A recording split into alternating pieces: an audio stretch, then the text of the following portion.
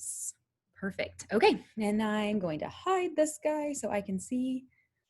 Perfect. I got a couple more people coming in. So I'll kind of give it 1 second to them join. Okay, perfect. All right, I'm gonna hop into my presentation. Okay, so this is engaging students in Canvas. Oh, hold on, I gotta hop back over to my Zoom. Uh-oh, sorry guys. And I don't think I was sharing my screen correctly. Let me stop sharing my screen. And then do that again. Okay, someone help me out. Once I share my screen, make sure that you can see. I'm just gonna share my desktop. And then I'll make this a whole lot easier.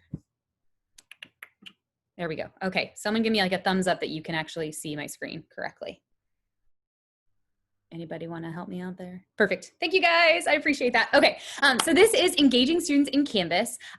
This session will just kind of look at ways that you can get your students, and we're going to look at assignments a little bit. We'll also look at using discussions and also embedding a Padlet into a page that students can interact with as well. So I am from the Blue Valley School District in Overland Park, Kansas. My background is I was an elementary art teacher for 9 years, then moved into an instructional coaching role.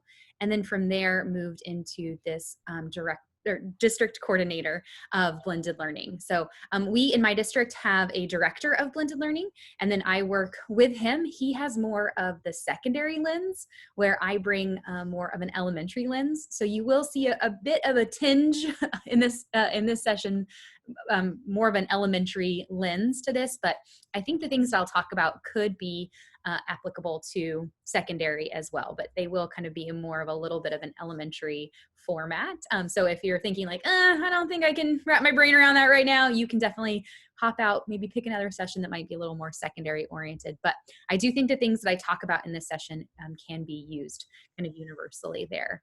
Let me see. So like I said, we're going to talk just kind of about how you can actually get students to interact with Canvas. Canvas can be sort of just a one way. You could use pages, you could use, interact or putting videos in where students don't actually, there's no call to action for the students. But obviously, with it being a learning management system, there is obviously that interactive piece as well. So I'm going to touch on assignments, and I apologize if this is something you guys already know about, but I am going to kind of highlight the different assignment submission options, and we'll even look at those through Student View. And then we also will take just a quick look in SpeedGrader of what that kind of looks like there as well. And then, like I said, we'll kind of dive into how you can use discussions and then also embedding a Padlet in a page. So those are the 3 things that I'm going to highlight during this session. Before I really dive into this, are there any questions? All right, well, I realized there is 37 people as of 38 now in this session. So I know that that's kind of a bigger group, but please do not hesitate to unmute and ask questions. I will try my best. I have a tendency to fill the whole half hour, but I'll try my best at the end to leave time for questions. And obviously we've got a little bit of a 15-minute buffer at the end of the session, I believe, before you guys jump into your next thing. So I can also answer questions at that time as well. Okay, so like I said, we're gonna look at creating an assignment with an online submission and then looking at that through the student perspective and then into what that looks like after they've submitted something. So I'm going to hop into my live course in Canvas.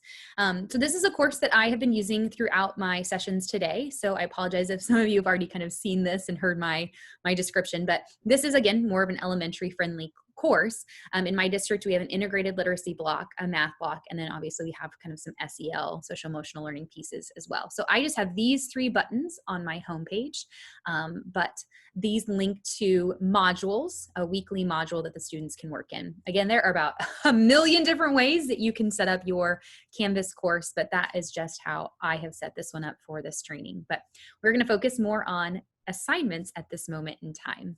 You will notice, so I do hide the assignments from my students.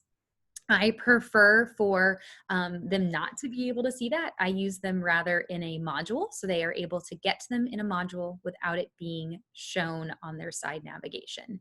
What's nice is as long as I also put in a to-do, or I'm sorry, in a due date, it will show up in the student's to-do So over here, I have this because I am obviously the teacher of this course, but my students would actually have their assignments listed here as long as I put a due date on them. And it will also show up in their calendar as well. So using due dates can be super powerful because then it shows up for them in multiple places without me having to have the assignment actually turned on in my course navigation. So as a teacher though, I'm going to go ahead and jump into an assignment. And you can see I already have some assignments made. These were ones that I put into a sample module, but I'm going to start fresh from the beginning and just show that process of creating an assignment. So from here, I'm going to go ahead and click on assignment. And then this is just my, obviously, example. What's really nice is everywhere in Canvas, you will see this rich content editor. I am using the new rich content editor. There is a chance that you are still on the old rich content editor. And if you are, then it's gonna look a bit different. But what's nice is in pages, in assignments, in discussions, in quizzes, everywhere you will find this rich content editor, which not only you, but also your students are able to utilize. And so anything that you would maybe put on a page, you can also put on an assignment as well. So here in this space is where I can add details, if I can spell, to my assignment. I can give them instructions, and I can really add anything here. I could add a video if I wanted to, giving them a video recording of instructions. So there's a lot of different things you can add. I really want to cancel. There we go. That you can add into the rich content editor for that assignment. In my school district, we do standards-based grading. So ours is normally set up a little bit differently, but obviously you can give this a certain amount of points. You can even do assignment grouping, which is really nice. And then you can also choose how your grades are displayed. Something that's nice is when you're thinking about distance learning, there may be things that you don't necessarily want to collect for points, but it's maybe just a matter if they did it or not. And so you do have that complete, incomplete option, which can be nice to be able to kind of differentiate the kind of assignments that you are offering your students. And then this is kind of where the magic happens. So obviously these are these different submission types. And so from here you have a no submission option, which in this world that we're living in, I'm not sure that that's something you would use very often. You're gonna probably find yourself using this online option the most. The on paper option allows you to give it a due date. But it is kind of assuming that nothing will be digitally turned into you. So you would have to be the one to sort of physically give it a grade before the due date in order for it to be on time. And then this external tool, that is a whole nother rabbit hole that we do not have time to dive into today. But it is a really cool thing to explore, especially if you're coming from Google Classroom. There is something called Cloud Assignments, Google Cloud Assignments, which allow you to provide your students a template. And then from that template, they are then able to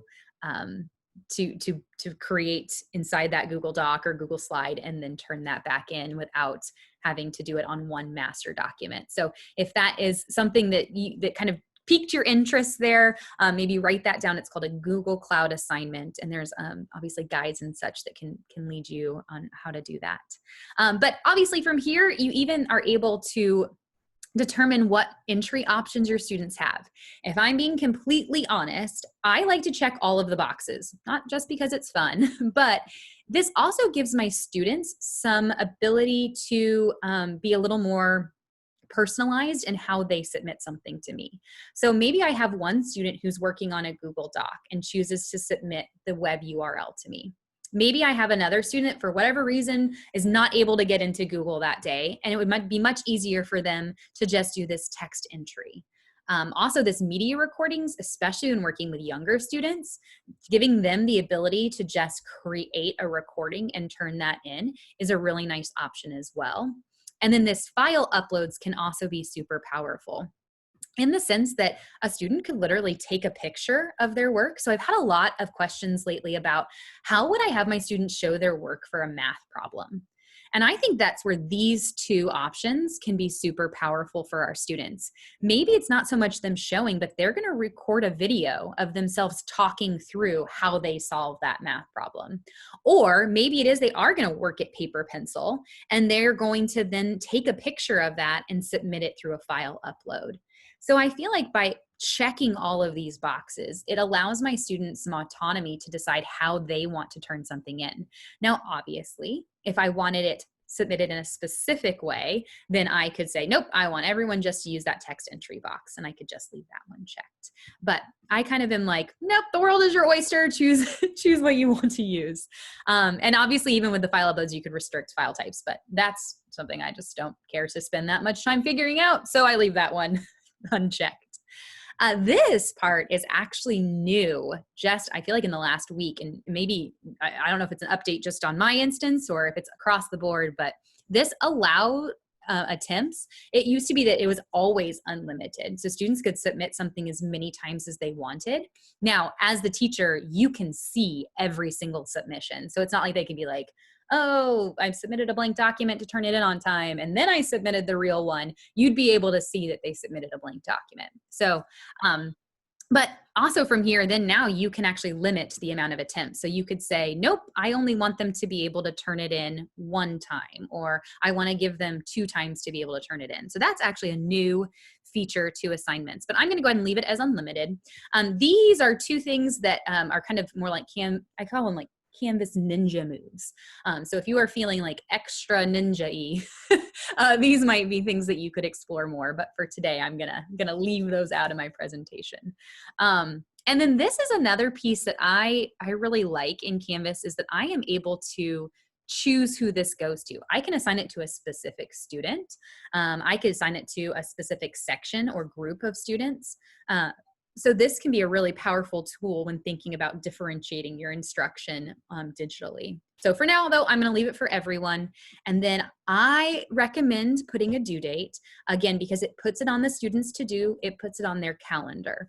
If you leave the due date off, then you kind of lose those 2 features. I'm going to go ahead and put it for the 14th. It will default to 11:59. And for our secondary teachers that are in here, I would move that to 10 o'clock. And I know that sounds like, oh, but then you're not giving them extra time. If my students are up until midnight submitting an assignment, then I feel like that is not good for their social emotional well-being. So I like to go ahead and put it at like more reasonable hour for our secondary students, just because they don't need to be up that late working on an assignment. Now, obviously, some grace can be given there, if knowing your own students and their circumstances, but I don't like to use the default of 11:59, just because, like I said, I don't like the idea of students being up past 10 o'clock working on something for my course. So then from here, I click done, and then I'm going to go ahead and save and publish this. Another awesome feature of Canvas is that we are able to see this in student view. But like I told you before, I have not enabled this for my students. So I am gonna have to do that in order to be able to see it in student view, because I haven't linked this assignment out anywhere else. So let me go ahead, hop over to my navigation. I'm gonna enable that. And I always forget to press save. So you always have to press save, otherwise it doesn't save it, which makes sense, but I always don't see the save button, I navigate off. Okay, so now I have that assignments in my course navigation for my test student. So over here, I can go ahead and hop into student view, and then I am able to click on assignments. And then you can see all of those instructions. If it's a video, whatever, my students would be able to see here. They know when it's due, they know the points, and then they also obviously know what they have the ability to submit. So I'm gonna go ahead now and do a submit assignment. And this is where you can see all of those different options. So they've got that file upload. So again, if they've taken a picture with their device, they could go ahead and upload it here. The text entry actually goes ahead and pulls up the entire rich content editor. So all of those tools that you have in the rich content editor, you now also have here. So technically you can add a picture here. You can add a media file right here in that rich content editor. You could add a link if you want to. You have all of those tools available. But for this one, yeah, I'll do I'll do a text entry for this example, but they could also post their Google URL to you. This will just pull up that media recorder right off the bat. And then these ones will kind of change depending on what your school has set up. So my school has both Google and Office 365 for my students to use. So you can this may look a little bit different for you in your building. This Google Drive one is nice because it actually pulls up the students. This is a test student, so it doesn't have a Google Drive, but if it did, it would actually pull up their Google Drive to be able to pull in a file that way. But I'm gonna go ahead now and submit that test entry just so you can kind of see what that looks like. And I turned it in on time, so I get that wonderful confetti. If you don't have the confetti turned on, talk to a Canvas administrator in your district, because I just really love that feature. I think it's so fun for students. But you can see now I had it unlimited submissions. So a student now could go back in, press resubmit, and then turn in something else. And this time now I'll choose a file. I think I have, yeah, I'll just pull this in. And then I'm gonna submit that assignment. And so again, I got that confetti because I turned it in on time.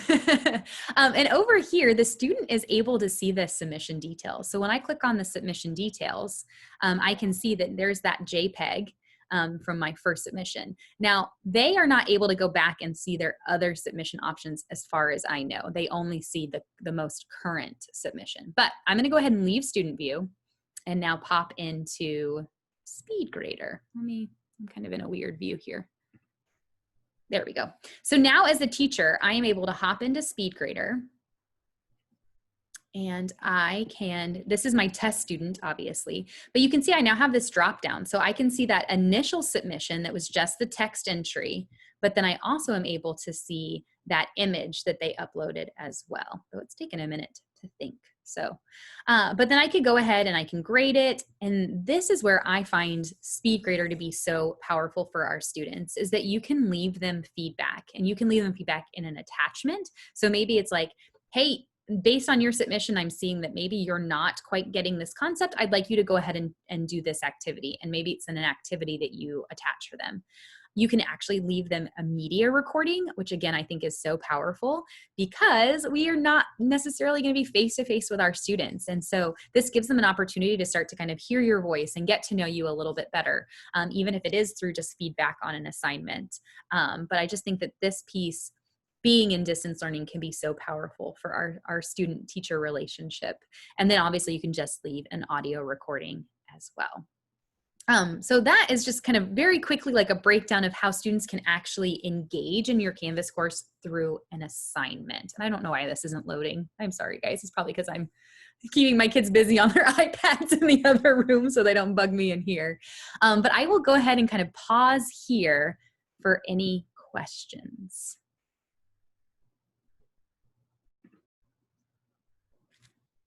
Anything for me? Okay.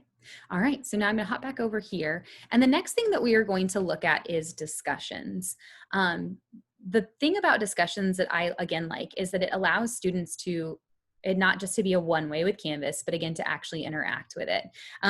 It's funny, someone said the other day that I feel like discussions are so old school. Like it's like an old school chat room, or, you know, like when you used to IM on AOL or whatever. But I do think discussions, especially thinking about distance learning, that it really allows our students a way to interact.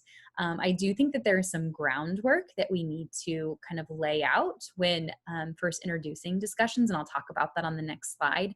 But in general, I do feel like it can be a very powerful tool in Canvas to allow our students to collaborate and to find ways to connect with each other and share their learning. So I'm going to, again, kind of take a look at discussions in the same way I did assignments. I'm going to create one. I'm going to post as a student so we can kind of look at that. And then also show you how you can turn a discussion into a graded discussion and how powerful that can be in SpeedGrader, because you're able to see the student's initial thread in SpeedGrader and also anything that they comment on. So it's kind of nice because it just really lays out that student's entire posts and responses right in SpeedGrader, and it takes out all the rest of it. So I'm gonna again jump into my live instance and kind of show that process. But before I do, are there any questions or maybe something specific you'd like me to talk about when talking about discussions? Okay. All right, in that case, I'm going to jump into my live instance. Okay, so again, back here in my Canvas course, again, I keep discussions normally hidden from my students, and I would link it out in a module, but for this, I'm going to go ahead now and click on discussions. I've had some people ask me recently, like, what's a pin discussion? If I had this turned on for my students, then I could pin discussions maybe that we're currently working on and then leave past discussions that maybe they need to come back to, but aren't not really active discussions, just in this normal area. But you can pin a discussion to kind of give it more of an importance on this page. But considering I hide this page, and it's not necessarily important to have them pinned. So from here, I'm obviously going to go ahead and do the plus discussion button. And then this, of course, is just an example. And again, you're going to see that same rich content editor again. So you can add lots of good stuff there. Anything from, again, videos, pictures, images. The thing that I like to really utilize on a discussion, the rich content editor, is actual prompts. I think that depending on the age level of students that you're working with, we really have to sort of train them on how to do these discussions. And so I, for the first couple discussions, like to give them actual prompts. So maybe it's, and these are just like off the top of my head, you know, like make a post, not and post, make a post, and then respond to 2 others with this sentence. And so maybe it's, I like, but have you thought about, and if there's any English teachers in here, I apologize. I was an art teacher, so give me a little grace. I don't, maybe, hopefully my commas are maybe in the right place. I don't know. The dots are throwing me off. So I like, but have you thought about, and so this would be how I would want every student to respond to their 2 others. This might be a place where I would go ahead and insert a video and kind of explicitly spell out those instructions and say, I'd like you to make 1 post. And then after you've made that post, please post on 2 others, starting with this sentence. And then as the year progresses and I see that they're able to handle that, I might take the sentence starter away and then kind of see where it goes from there. Another piece that I feel like I have someone in the waiting room. Hold on, guys. Sorry. All right, they're joining now. Another piece about discussions that I really like is, again, you can assign these to specific sections if you'd like. You can even attach files, so that's a nice feature as well. But this piece down here is one that I like to use after my students are kind of comfortable with discussions. I know when I have been an adult learner in classes and I've had to make a post where I'm not able to see other people's replies, it can be a little nerve-wracking. Like, are people writing 2 or 3 sentences, or are they writing 10? Like, is my answer going to be sufficient to what my instructor wanted?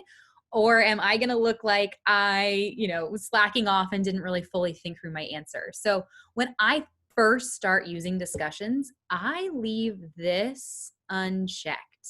But once my students are used to using discussions, I click this and I make them have to post their reply before they can see others. But I think when first starting discussions, I think there is a certain comfort level that it allows students, by leaving this unchecked, to be able to see what other students are replying. And then they can, even though in the beginning they might have been like, okay, they're just going to say what Johnny said, but at least they're starting to get comfortable with that dialogue. I think discussions can really be a powerful tool even when we are in in-person learning. Some things that I have seen from students is ones that maybe were a little more reserved or they held back more. They were willing to actually share on a discussion board than they necessarily were willing to share in a classroom setting. So I think discussions can be powerful not only in distance learning, but also in in-person learning as well. And maybe they're just a springboard for then those conversations that happen in the classroom. But anyway, this is a really awesome feature, but it's one that I don't normally enable until kind of down the road and my students are more comfortable using discussions. And then this is also another powerful piece when using discussions, is being able to have it be graded. So I'm going to go ahead and click the graded button just to be able to show that. And then again, this is kind of some Canvas ninja moves that I'm going to leave off, but because I've made it graded, I can go ahead and actually give it a point value and can decide, maybe it's just a complete, incomplete. Yes, you posted. No, you didn't, but I'm going to go ahead and leave it as points. And then again, you can decide who it gets assigned to. And I can also give it a due date as well. So I'm going to go ahead and add that on there as well and follow my own advice from earlier. And then I'm going to go ahead and save and publish this.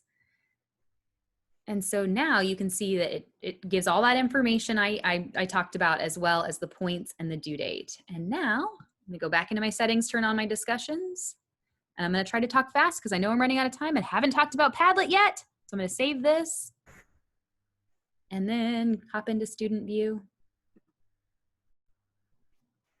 Click on discussions. And then here they are able to, and they'll be able to get to past discussions as well. You could see there. But now they can actually, post a reply. And again, they have the entire rich content editor, which is where this could be super, super helpful for younger learners because they could post a video. They may not be able to type or maybe even like formulate a real sentence when typing, but they could always use the media recorder to post in the discussion and be able to participate without having to actually be able to type. So I'm gonna go ahead and post that reply. And then I'm even going to reply to this reply. So that way, when I hop into SpeedGrader, you'll be able to see that. And now I'm gonna leave student view. And from here, I am now able to go into SpeedGrader. And for just that test student, I can see their reply and then their reply. And so if there had been other students that had posted on this, it would have kind of filtered those out for me and I would just see what went with that student. So again, that's where SpeedGrader and having a graded discussion can be a super powerful tool, is even if I'm using it incomplete, complete, I just want to see that they've actually posted something. It doesn't necessarily matter what they posted. Using this allows me to see just those students' responses very, very quickly. Okay, I've got like 3 minutes left, so I'm gonna very quickly pop in and show you guys how you can embed a Padlet on a page. So I'm gonna hop back over here. Oop, now I'm all sorts of discombobulated. Go into pages, view all pages. Okay, so now I'm on the place where I can make a new page. So I'm gonna make a new page and call this Padlet. Now from here, I'm gonna go ahead and go to the Padlet website. It is free, but now it is like free limited. So you don't get as many Padlets as you used to. But the good news is you can always delete out old Padlets if you want. So I'm gonna go ahead and use this Canvas in Action one that I created a while ago. And from here, I am going to share it. And you'll see when I go to share it, it actually allows me to embed it in my blog or website. So consider your Canvas page your website. So now I can copy this embed code, hop back over to my, oop, something got mixed up. Hold on one second, guys. Oh, somehow I opened multiple windows. Okay, so now I am back here in my Padlet Canvas page. I'm gonna switch over to this HTML and paste that code. And now I'm gonna click save. And you'll see now that that Padlet is now embedded in my page for my students to interact with. So they don't have to leave Canvas to go to the Padlet website. I don't have to share a separate link with them, maybe make a QR code so they can scan it to even get to my Padlet. They can literally, right from my Canvas page, go ahead and click on a plus button and add to that Padlet. So it's a pretty slick little feature there. And what's nice is I can also, on this same page, if I can get my cursor in the right spot, it is a little bit tricky. I should have done this ahead of time. It's putting it in this weird gray box, but that should be fine. I could get more instructions to my Padlet here, if I can spell. So I could give more information. It could even be like, watch this video and then post on the Padlet, and it could all be on one page. So I was just going to save that. I should have put my text and stuff in first. It would make this a lot less wonky, but hopefully you get the general idea of how that can work. So those are just kind of 3 different ways that students can actually interact with your Canvas course and hopefully make that learning a little more meaningful and able for them to share their evidences of learning with you as their teacher. Okay, I technically made it in just under the wire for the timing of this session. Let me real quick hop back over to my, sorry, I did forget this page because I was in a hurry, but tips for a successful discussion, providing those prompts, giving your students a framework for responding, thinking about, really reminding them about digital citizenship. Also using this threaded replies kind of keeps the questions and answers all together. And then again, I talked about that, allowing them to see each other's responses until they get more comfortable posting. Sorry, that's why I have slides. I should have just gone back to my slides. This one obviously talked about embedding Padlet. And then this does bring me to the end of my presentation. But I am supposed to remind everyone to please, please, please fill out that feedback form. I will post that in the chat if I can get to it. But I thank you all for attending this session. I will stick around for just a little bit if anyone has questions for me. But again, thank you guys for being here, and please make sure to fill out that feedback form. All right, and I'm going to stop recording now.